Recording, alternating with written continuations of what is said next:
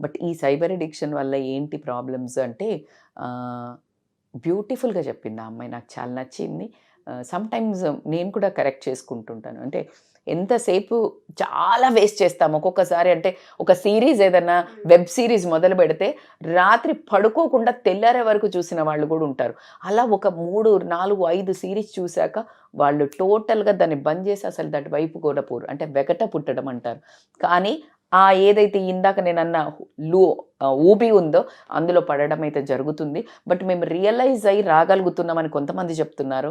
Realise అయ్యి రాకుండా అదే ట్రాప్‌లో పడిపోయి కాలేజ్‌లు ఎగ్గొట్టి, ఇళ్ళల్లో కూర్చొని ఊరికేనే ఈ కొరియన్ సీరీస్ అనో, ఈ సీరీస్ అనో చూసుకుంటూ ఆహ్, వాళ్ళ లైఫ్‌ని ఒక అటు ఇటు గాకుండా అంటే మీ పతంగి మధ్యలో కట్ అయితే ఎట్లా ఉంటది? ఎక్కడ చిక్కుకోకుండా చిక్కుకున్న పతంగిలాగా అట్లా అయిపోతుంది మాకు.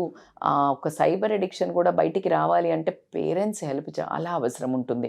సో, పేరెంట్స్ పక్కనుండి వాళ్ళకి అంతకంటే ప్రేమకు మించిన ఆయుధం అయితే ఎక్కడా లేదు. అందులో డౌట్ లేదు. ఆ ప్రేమ చూపించడానికి మీ దగ్గర టైం ఉండాలి. టైం ఉన్నా కూడా అసలు ప్రేమ చూపించాలి అనే ఆ లాంగ్వేజ్ కూడా తల్లిదండ్రులకు తెలియగలగాలి కాబట్టికే వాళ్ళ పక్కన కూర్చొని వాళ్ళని ఒకేసారి చూడొద్దు అని లొల్లి పెట్టకుండా వాళ్ళని ఎలా కంట్రోల్ చేసుకోవాలో పేరెంట్స్ టైం ఇస్తే తగ్గుతుంది అని చెప్పడం జరిగింది.